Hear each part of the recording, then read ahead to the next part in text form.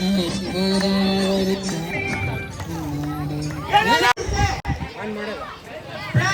ಪ್ರೀತಿಸಿ, ಪ್ರಾಣಿಗಳನ್ನು ರಕ್ಷಿಸಿ. ದೇವರಿದ್ದಾನೆ, ದೇವರಿದ್ದಾನೆ, ದೇವರಿದ್ದಾನೆ, ದೇವರಿದ್ದಾನೆ, ದೇವರಿದ್ದಾನೆ, ದೇವರಿದ್ದಾನೆ, ದೇವರಿದ್ದಾನೆ, ದೇವರಿದ್ದಾನೆ, ದೇವರಿದ್ದಾನೆ, ದೇವರಿದ್ದಾನೆ, ದೇವರಿದ್ದಾನೆ. ಎಲ್ಲರಿಗೆ ಯಾರಿಗೆ ಬೇಸಿರ್ಲಿ ಅಂತೇಳಿ, ಎಲ್ಲರಿಗೆ ಬೇಸಿ ಆಗ್ಲಿ ಅಂತೇಳಿ ಜನಜಾಗೃತಿಯಿಂದ ನಾವೊಂದೆರಡು ಮಾತು ಮುಗಿಸ್ತೀವಿ.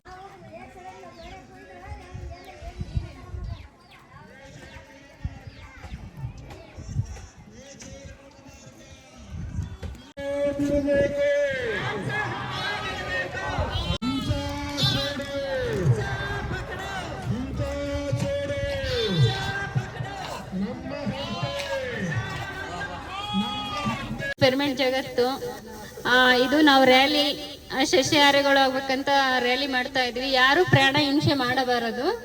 ಪ್ರಾಣ ಹಿಂಸೆ ಮಾಡಿದ್ರೆ ಬಹಳ ನರಕ ನೋಡ್ಬೇಕಾಗತ್ತೆ.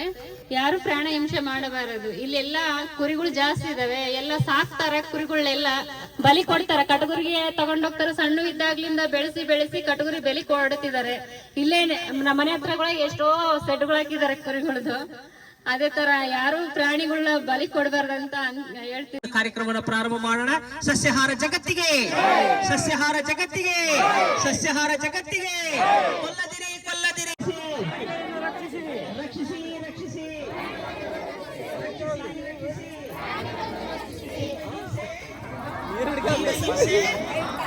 ಜೀವ ಹಿಂಸೆ ಮಹಾಪಾಪ.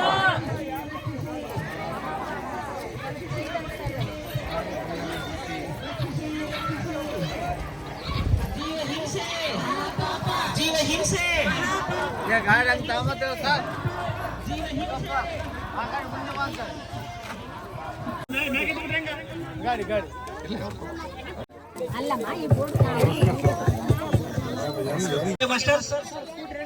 ಜಗತ್ತು, ಸಸ್ಯಾಹಾರ ಜಗತ್ತು, ಪಿರಮಿಡ್ ಜಗತ್ತು, ಆಧ್ಯಾತ್ಮಿಕ ಶಾಸ್ತ್ರಜ್ಞರ ಜಗತ್ತು, ಹೊಸ ದೈವಿಕ ಕುಟುಂಬಕಂ ನಿರ್ಮಾಣ ಶಿಲ್ಪಿಯಾಗಿರ್ತಕ್ಕಂತ ಜಿ ನಾಗನಹಳ್ಳಿ ಗ್ರಾಮದಲ್ಲಿ ಶಿವ ಪಾರ್ವತಿ ಪಿರಮಿಡ್ ಧ್ಯಾನ ಕೇಂದ್ರದ 2ನೇ ವಾರ್ಷಿಕೋತ್ಸವದ ಸಂದರ್ಭವಾಗಿ ಧ್ಯಾನ ಹಾಗೂ ಸಸ್ಯಾಹಾರ ಜನ ಜಾಗೃತಿ ಕಾರ್ಯಕ್ರಮವನ್ನ ಹಮ್ಮಿಕೊಳ್ಳಲಾಗಿದೆ.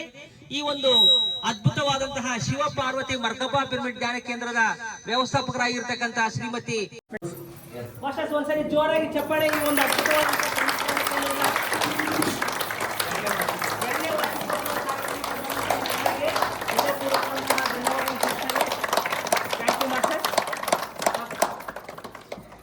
ಸೊ ಮೈ ಡಿಯರ್ ಫ್ರೆಂಡ್ಸ್, ಈಗಾಗಲೇ ನಿಮಗೆ ಎಲ್ಲರಿಗೆ ತಿಳಿದಿರುವಂತೆ ಧ್ಯಾನ ಅನ್ನುವಂಥದ್ದು ಒಂದು ಅಕ್ಷಯ ಪಾತ್ರೆ.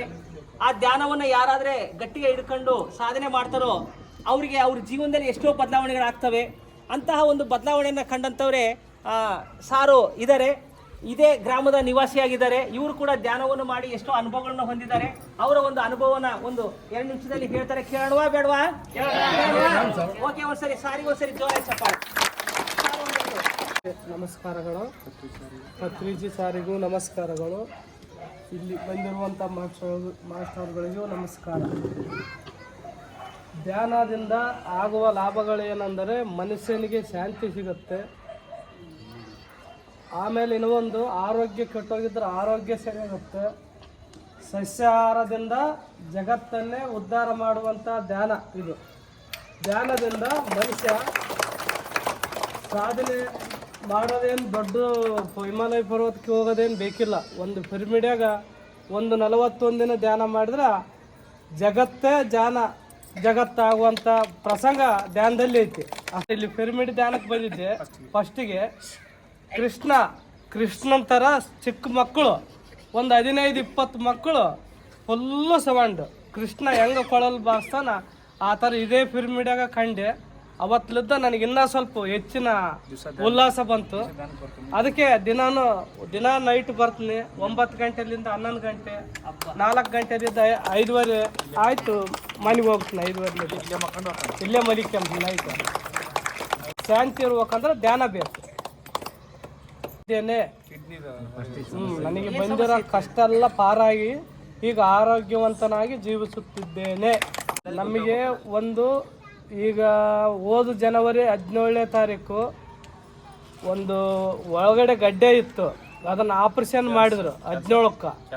ಕ್ಯಾನ್ಸರ್ ಗಡ್ಡೆ ಅಂತ ಅದು ಪ್ರೂಫ್ ಆಯ್ತು ಆಮೇಲೆ ಆಪ್ರೇಷನ್ ಮಾಡಿದ್ಮೇಲೆ. ಆದ್ರೆ ಅದು ಪ್ರೂಫ್ ಆದಮೇಲೆ ನಾವು 1 ವರ್ಷ ಇಲ್ಲಿಗೆ ಟ್ರೀಟ್ಮೆಂಟ್ ತಗೊತಾ ಇದ್ದೀವಿ. ಬೆಂಗಳೂರಿಗೆ ಹೋಗೋದು ಬರೋದು 25 ದಿನಕ್ಕೆ ಒಂದು ಸಲ. ಇದ್ರಂಗೆ ಕರೆಕ್ಟು ನಾಳೆ 1 ವಾರ ಹೋದರೆ ಕರೆಕ್ಟ್ 1 ವರ್ಷ ಆಯ್ತು ನಾಳೆ ವಾರಕ್ಕೆ. ಆದರೆ ಅಲ್ಲಿ ಕ್ಯೂವರ್ ಆಗಿದ್ದಕ್ಕಿಂತ ಈ ಧ್ಯಾನದಾಗ ಜಾಸ್ತಿ ಕ್ಯೂವರ್ ಆಗಿಲ್ಲ ಮನುಷ್ಯ. ಅಷ್ಟು ಮಾತ್ರ ನಾನು ಹೇಳಬಲ್ಲೆ. ನನಗೆ ಮನ್ಯಾಗ ಒಂದು ಸಲ ನೆನಗಡಲೆ ಬಳ್ಳಿ ಹೊರಗೆ ಹಾಕಿದ್ವಿ ಅರೇನಂತ, ಒಂದು ಬಂಡಿ ಆಗಿತ್ತು. ಆ ಬಂಡಿ ನೆನಗಡಲೆ ಬಳ್ಳಿನ ಮನೆ ಮುಂದೆ ಹಾಕಿ ಹರಿತಿದ್ವಿ. ಅವತ್ತು ನೈಟ್ ಧ್ಯಾನಕ್ಕೆ ಕುಂತ್ರೆ ಸಾಯಂಕಾಲ 5 ಗಂಟೆಗ ಮಾಸ್ಟರ್ ಬಂದಿದ್ರು. 5 ಗಂಟೆಗೆ ಪಿರಮಿಡ್ ಆಯಿತು, ಬಳ್ಳಿ ಹೋಗಿ ಎಲ್ಲ ಹಿಂಗೆ ಮನೆಗೆ ಸುತ್ಕೊಂಡ್ಬಿಡ್ತೀವಿ. ಆಮೇಲೆ 3 ಜನ ನಾವು ಕುಂತ್ಕೊಂಡಾಗ ಒಗೆದಿದ್ರೆ ಬಳ್ಳಿ ನೈಟ್ ಆ ಥರ ಪಿರಮಿಡ್ ಆಕಾರ ಆಗಿಬಿಡ್ತು. ಎಲ್ಲ ಬಳ್ಳಿಯಲ್ಲೇ ಪಿರಮಿಡ್ ಮಾಡಿದ್ರು ನನಗಟ್ಲೆ ಬಳ್ಳಿಲಿ. ಆಗ ಇನ್ನೂ ಸ್ವಲ್ಪ ನನಗೆ ಮನುಷ್ಯನಿಗೆ ಇದಾಯಿತು. ಆಮೇಲೆ ಬೆಳಿಗ್ಗೆ ಏನು ಮಾಡ್ಬೇಕಪ್ಪ ಅಂದ್ರೆ ನಾನು ಧ್ಯಾನಕ್ಕೆ ಕುಂತೆ. ನನ್ನ ಜೊತೆಗೆ ಒಂದು 3 ಜನ 4 ಜನ ಬಂದು ಧ್ಯಾನಕ್ಕೆ ಕುಂತು ಬೆಳಗ್ಗೆ ಮುಂಜಾನೆ ಧ್ಯಾನ ಮಾಡ್ತಾ ಮಾಡ್ತಾ ಮಾಡ್ತಾ ಮನುಷ್ಯನಿಗೆ ಒಂದು ಅನುಭವ ಬಂತು.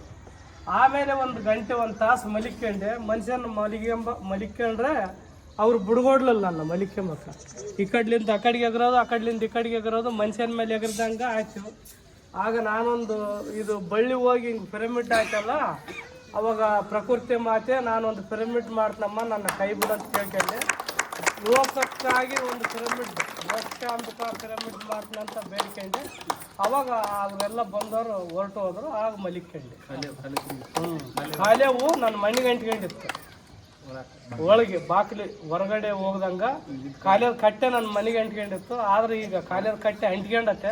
ಇನ್ನೂ ಒಂದು ಸ್ವಲ್ಪ ಮುಂದಕಾಲ ಅಂಟಿಗೆ ಹೋಗಂತ ನನ್ನ ಆಸೆ. 1 ರೂಪಾಯಿ ಇಲ್ಲ. ಎಷ್ಟು ಖರ್ಚು ಮಾಡಿರಿ? ಡಾಕ್ಟ್ರಿಗೆ ಎಷ್ಟು ಮಾಡಿರಿ? ಡಾಕ್ಟ್ರಿಗೆ ಖರ್ಚು ಮಾಡಿರೋದು 20 ಲಕ್ಷ. ಧ್ಯಾನಕ್ಕೆ ಬಂದ ಮೇಲೆ ನಾನು ಆರೋಗ್ಯವಾಗಿದ್ದೀನಿ. ನಾನು 1 ರೂಪಾಯಿ ಖರ್ಚು ಮಾಡಿಲ್ಲ ಧ್ಯಾನಕ್ಕಾಗಿ. ಮನುಷ್ಯ ಎಲ್ಲ ಬರೀ ನರ ಮಾತ್ರ ಉಳಿದು ನನಗೆ ಮೇಲೆ ಕುಂತ್ಕೊಂಡಾಗ. ಮನುಷ್ಯನ ದೇಹ ಎಲ್ಲ ಹೋಗ್ಬಿಟ್ಟು ಬರೀ ನರಗಳು ಉಳ್ಕೊಂಡು ಒಂದು 3/4 ತಾಸು ಮಾಡಿದೆ. ಮನುಷ್ಯ ಸ್ವಲ್ಪ ಒಳ್ಳೆ ಇದಾಯ್ತು, ಎನರ್ಜಿ ಬಂತು. ಆಮೇಲೆ ಇಲ್ಲ ಆ ಥರ ಆಗೈತೆ ಅವ್ರಿಗೆ. ಧ್ಯಾನಕ್ಕೆ ಬಂದ್ಮೇಲೆ 3ನೇ ದಿವಸಕ್ಕೆ 20 ಸಾವಿರ ಕೈಗೆ ಹೊಡೆದಂಗೆ ಆಗೈತೆ ಅಂತ ಹೆಂಗೆ. ಆವತ್ತಿನಿಂದ ಹಂಗೆ ಕೈ ನೋವು ಭಾಳ ಕಮ್ಮಿ ಆಗೈತೆ. ಕಮ್ಮಿ ಆಗಿ ಮತ್ತೆ ಮೊನ್ನೆ ಸೋಮವಾರ ದಿನ 10 ನಿಮಿಷ ಅಲ್ಲೂ ಭಾಳ ನೋವೈತೆ ಅಂತ ಆಸ್ಪತ್ರೆಗೆ ಹೋಗೋಂತ 10 ನಿಮಿಷ ಧ್ಯಾನ ಮಾಡೇ ಹೋಗ್ಯಾರ. ಅದೇ 10 ನಿಮಿಷದಲ್ಲಿ ಪತ್ರಿ ಸರ್ ಸಮಾಧಿ ಕಂಡು ಅದನ್ನು ಫೋಟೋ ಕಂಡು ಸಮಾಧಿ ಮೇಲೇ ಪೆನ್ ಬಿಟ್ಕೊಂಡೈತಂತ ಅವರು ಕಂಡು ಏನಮ್ಮ ನಾನು ನಿನಗೆ ಕಂಡಿನಲ್ಲ, ನಿನ್ನ ಅನುಭವ ಬೇರೆಯವ್ರಿಗೆ ಹೇಳಂದ್ರೆ ಇಲ್ಲ ಸರ್ ನಾನು ಹೊಸದಾಗಿ ಬಂದಿನಲ್ಲ, ನಾನು ಹೇಳಿದ್ರೆ ಯಾರು ಕೇಳಲ್ಲ ಅಂದ್ರೆ ಅವ್ರು. ಇಲ್ಲಮ್ಮ ನೀನು ಹೇಳಂದ್ರೆ ನಾನು ಹೇಳಲ್ಲ, ನೀನೇ ಬೇರೆಯವ್ರ ತಲೆ ಹೇಳ್ಸಂದ್ರೆ ಅವರೇ ಬೇರೆಯವ್ರ ತಲೆ ಪತ್ರಿ ಸರ್ ನೀನೇ ನಮ್ಮ ಮನೆಗೆ ಬಂದು ಸಿರುಗುಂಪ ತಾಳ್ಗಂತೆ ಬಾಂಡ್ರಾವಿ ಸಾರ್ ಬಂದು ನಮ್ಮ ಮನೆಗೆ ಧ್ಯಾನ ಹೇಳಿದ್ರು, ಮಾತು ಹೇಳಿದ್ರು, ಅವ್ರ ಅನುಭವ ಹೇಳಿದ್ರು. ಅವ್ರು ಬಂದಿಲ್ಲ, ಅವ್ರ ತರಫು ನಾನು ಹನುಮಂತರಾವ್ ಸರ್ ಪತ್ರಿ ಸರ್ ಅವ್ರಿಗೆ ನಮಸ್ಕಾರ. ನಾನು ಧ್ಯಾನಕ್ಕೆ ಬಂದು 7 ವರ್ಷ ಆಯಿತು. 7 ವರ್ಷದಿಂದ ನಾನು ಅವ್ರಿಗೆ ಹೇಳಿದಂತೆ ಇನ್ನು ಬೇರೆದೆಲ್ಲ ತಿಂಬದು ಬಿಟ್ಟು ಧ್ಯಾನ ಮಾಡ್ತಾಯಿದ್ದೀನಿ. ಧ್ಯಾನ ಎಲ್ಲಿ ಕಲ್ತ್ಕೊಳ್ತಿದ್ದೀನಿ? ನಾನು ಬಳ್ಳಾರಿ ಜೈಲಲ್ಲಿ ಧ್ಯಾನ ಕಲ್ತೀನಿ. ನಾನು 14 ವರ್ಷ ಜೈಲು ಶಿಕ್ಷೆ ಅನುಭವಿಸಿ ಹೊರಗಡೆ ಬಂದಿದ್ದೀನಿ. ನನಗೆ ಧ್ಯಾನದಿಂದ ಏನು ಲಾಭ ಆಗಿದೆ ಅಂದರೆ, ಮಾನಸಿಕ ಒತ್ತಡ ಇತ್ತು ನನಗೆ. ಅಂದರೆ ಒಂಥರ 20 ಥರ ಆಲೋಚನೆ ಮಾಡ್ತಿದ್ದೆ. ಅದನ್ನೆಲ್ಲ ಸೀದಾ ಮಾಡಿ ಒಂದೇ ಥರ ಇವಾಗ ಏನಪ್ಪ ನಾನು ಅಂದ್ಕೊಂಡಿದ್ದೇ ಮಾಡಬೇಕು. ಅಂದರೆ ಉಣ್ಬೇಕಂದ್ರೆ ಉಣ್ಬೇಕು, ಕುಂದ್ರಬೇಕಂದ್ರೆ ಕುಂದ್ರಬೇಕು ಅನ್ನೋ ಒಂದು ಸ್ಥಿತಿ ತಂದಿದ್ದು ಈ ದೊಡ್ಡ ಒಂದು ಅದ್ಭುತ ಶಕ್ತಿ. ಮತ್ತು ಇದು ಹೆಂಗೆ ಬೇಕಾದ್ರೆ ಹೇಳೋದು ಇದನ್ನು. ಆದರೆ ಇದೊಂದು ಪವರ್ ಬಿಟ್ಟರೆ ಬೇರೆ ಯಾವ ಪವರ್ ಕೂಡ ನಾನು ಕಂಟ್ರೋಲ್ ಮಾಡೋಕ್ಕೆ ಸಾಧ್ಯ ಇದ್ದಿಲ್ಲ. ಯಾಕಂದ್ರೆ ನಾನು ಇಷ್ಟೊತ್ತಿಗೆ ಸತ್ತು ಕೂಡ ಹೋಗ್ತಿದ್ದೆ.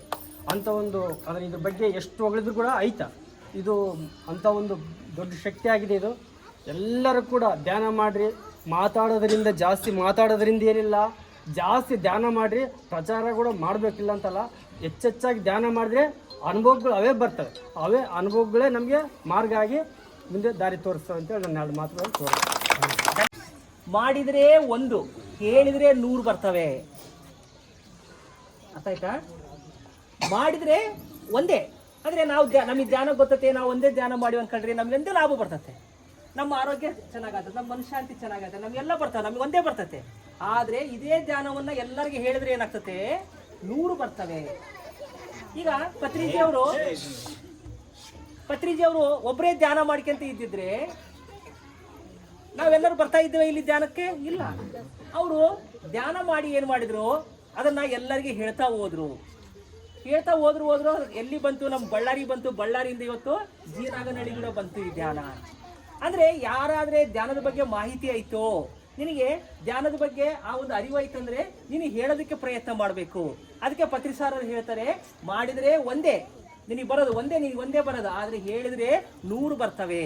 100 ಅಂದ್ರೆ ಎಲ್ಲವೂ ಬರ್ತವೆ, ಎಲ್ಲ ರೀತಿಯಾದಂತಹ ನಿನಗೆ ಸೌಲಭ್ಯಗಳು ಬರ್ತವೆ, ಎಲ್ಲ ರೀತಿಯಾದಂತಹ ಲಾಭಗಳು ಬರ್ತವೆ. ಸೊ ಈಗ ಇಲ್ಲಿ ಮೇಡಮ್ನವರು ತಿಳ್ಕೊಂಡ್ರು, ಪಾರ್ವತಿ ಮೇಡಮ್ನವರು ಈ ಧ್ಯಾನದ ಮಹತ್ವ ತಿಳ್ಕೊಂಡ್ರು. ಅವರು ಅನಾರೋಗ್ಯ ಸಮಸ್ಯೆ ಎಲ್ಲ ಎಷ್ಟೋ ಅನಾರೋಗ್ಯ ಸಮಸ್ಯೆ ಹೋಯ್ತು. ಇದ್ರ ಲಾಭ ಈ ಒಂದು ಊರಿನ ಜನ ಎಲ್ಲರಿಗೆ ಉಪಯೋಗ ಮಾಡ್ಕೊಂಬಲ್ಲ ಅಂತ ಹೇಳ್ಬಿಟ್ಟು ಇವತ್ತು ಈ ಒಂದು ಅದ್ಭುತವಾದಂಥ ಪಿರಮಿಡ್ ಧ್ಯಾನ ಕೇಂದ್ರನ ನಿರ್ಮಾಣ ಮಾಡ್ಯಾರೆ. ಮತ್ತೆ ಅವರೊಬ್ಬರೇ ಆರೋಗ್ಯ ಚೆನ್ನಾಗೈತೆ, ಇನ್ನು ನನಗೇನು ಬೇಕಾದಂಗೆ ಅದೀನಿ ಅಂತ ಆ ಮೇಡಮ್ನವ್ರು ಸುಮ್ಮನೆ ಕುಂದಿರ್ಲಿಲ್ಲ. ಆ ಮೇಡಮ್ನವ್ರು ಏನು ಮಾಡಿದ್ರು, ಒಂದು ಪಿರಮಿಡ್ ಧ್ಯಾನ ಕೇಂದ್ರ ಮಾಡಿದ್ರು. ಈಗ ಈ ಊರಾಗ ಜನರೆಲ್ಲರಿಗೆ ಎಷ್ಟೋ ಜನಕ್ಕೆ ಉಪಯೋಗ ಆಗ್ತದೆ. ಅಂದ್ರೆ ಮಾಡಿದ್ರೆ ನಮಗೊಂದೇ ಬರ್ತತೆ, ಹೇಳಿದ್ರೆ ಏನು ಬರ್ತತೆ? 100 ಜನ ಇದರಿಂದ ಬದಲಾವಣೆ ಆಗ್ತಾರೆ. ಹಂಗಾಗಿ ಮೈ ಡಿಯರ್ ಫ್ರೆಂಡ್ಸ್, ನಾವು ಯಾವಾಗಲೂ ನಮಗೆ ಏನು ತಿಳಿತೈತೆ ಅದನ್ನು ಹೇಳಬೇಕು, ಬಾಯನ್ನು ಬಿಚ್ಚಬೇಕು. ಅನಾವಶ್ಯಕವಾಗಿ ಎಷ್ಟೆಷ್ಟೋ ಮಾತಾಡ್ತಾ ಇರ್ತೀವಿ. ಆ ಅನಾವಶ್ಯಕವಾದಂಥ ಮಾತುಗಳು ಬಿಟ್ಟು ನಾವು ಅವಶ್ಯಕವಾಗಿರ್ತಕ್ಕಂಥ ಈ ಧ್ಯಾನವನ್ನು ನಾವು ಎಲ್ಲರಿಗೂ ಹೇಳಬೇಕು. ಧ್ಯಾನ ನಾವು ಎಷ್ಟು ಪ್ರಚಾರ ಮಾಡ್ತೋ ಅಷ್ಟು ನಮ್ಮಲ್ಲಿ ಆ ಒಂದು ಆಧ್ಯಾತ್ಮಿಕ. ಎಲ್ಲರಿಗೂ ನಮಸ್ಕಾರ. ಒಗ್ಗರಣೆ ಮೆಣಸಿನಕಾಯಿ ಅದನ್ನೊಂದು ಸ್ವೀಕಾರ ಮಾಡಿ ನಮಗೆ ಅದನ್ನೊಂದೇ ಒಳ್ಳೇದು ಮಾಡಿ ಸಾಕು, ಅಷ್ಟೇ ಸಾಕು ನಮಗೆ. ಇಷ್ಟೆಲ್ಲ ಬಂದೋದಕ್ಕೆ ನಾವೇನು ಇಷ್ಟು ಜನ ಕಲಿತಾರಲ್ಲ ಅನ್ಕೊಂಡಿದ್ದೀವಿ. ಯಾಕಂದ್ರೆ 5 ಪಿಂಡಿ ಐತನ, ಆ ಪಿಂಡಿ ಚೀಲೆ ಹೊರಗಡೆ ಬಂದಿಲ್ಲ. ಎಲ್ಲರಿಗೂ ಧನ್ಯವಾದಗಳು. ಎಲ್ಲರಿಗೆ ಸ್ವಲ್ಪ ಪ್ರಸಾದ ತಗೊಂಡು